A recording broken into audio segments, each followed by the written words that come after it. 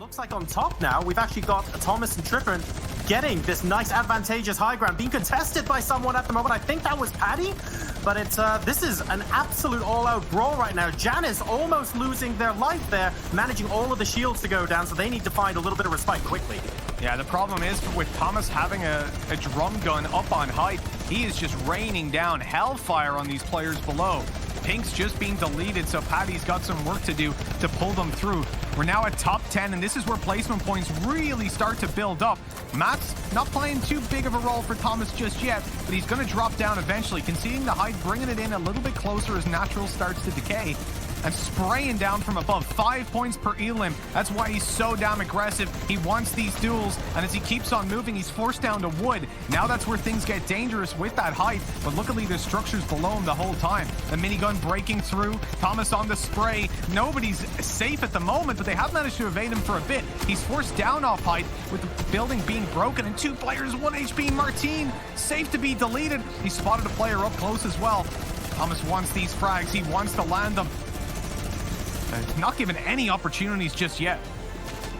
Only a couple of players left, and still with his teammate alive. Thomas really doing work at the moment, managing to get that, and victory royale. The last couple of frags all going their way. What an incredible position he had from up top.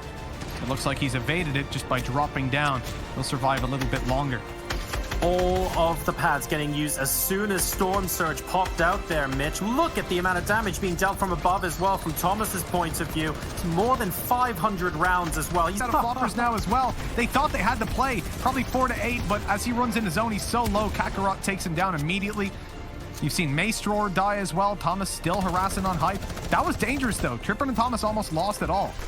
Still entirely uncontested, knocking down Scout as well, and that's Kakarot out of the game, down to 7 players, 4 duos now, and Thomas and Trippernn are looking so strong. Heihachi was very close to being in that top position in game number 1, so looking to reverse that game 2, but what kind of a position do you do that from? All of the shields going down to half HP very early on, and Snazzy spotted outside and gets instantly taken out of the game. 2 in a row, Jora. What is that? I lost my feed for a second, but I'm presuming Paddy got taken down. Anytime you're able to get multiple victories within a 6-game spread or with any multiple spread, it's great. But 2 in a row, it definitely kept their confidence strong. And already we're seeing the fact that once he picked himself up on the llama, he's going to try and immediately go for some eliminations. And fortunately, being able to take down Quad. All the box fights that you've been practicing weeks in, weeks out, or years in, years out at this point with Fortnite is when everything comes down to this. But it's also going to be about pressure. And you start to think about those charities that you're trying to win money for, trying to donate that money towards the potential $150,000 on the line for first place. Th0masHD is definitely in contention for that. After their first 2 victories, they are more than a decent point where they're at top of the leaderboards. Jamside eventually does go down, so Thomas has done his job there. Here we go. Zeston and Scout. GG's $20,000 to UNICEF. Astros and Hardfind, our first game winners today, $25,000 to UNICEF as well. And Trippernn and Th0masHD, $50,000 to UNICEF. We then have Paddy and Pink, had a superb day, consistent all day long, $100,000 to King Salmon. And our champions 2 days on the trot, Kiyachi and Letwick, 150,000 big ones to International Medical Corps. Well done to all of our players. I mean, absolutely outstanding. Just seeing that amount of money going to these charities. Close by, that's Thomas and Trippernn watching them as well.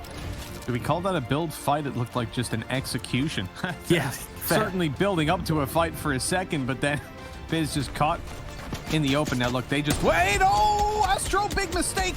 He waited, he got greedy, didn't take the pad, and now that pad's being destroyed. He's separated from his teammate, rains down hellfire from above, but it's not going to be enough. That's Thomas and Trippernn that are zone camping him. He's taken so much damage, and that's it. I think he's out. They're going to just edit out and take him. There you go, easy kill.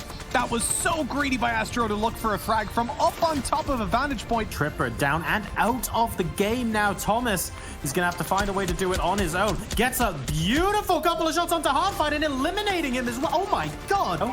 Actually moving in afterwards on the pad as well, looking to get more eliminations. It's 10 already for Thomas, by the way, on his own. 50 points.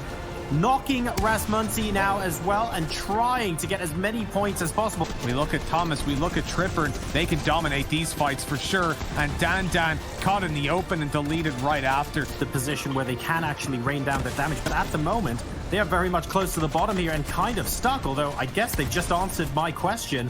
Very nice, blowing the floor out from underneath Reckons, looking for the possible trade, but I don't really think they're in a position to do that right now. Here comes Thomas up behind Captain Wind, getting another good elimination. They are up to 13 between them as things stand, and he is the only one in zone right now on the ground floor. Nyrox, unfortunately, going to be eliminated now as we watch Mexi, Zeston, and Thomas fight for the victory royale. 3 1v1s, all that it comes down to. Mexi's got the rockets, but he's running out. Only 2 left. Thomas running low on builds, has to get a little bit of farming through as Mexi just griefing them from above. But this is the last one, the final rocket in play. He's going to look to get down below. Zeston taken down by Thomas. Another frag. He's on 9. This is insane.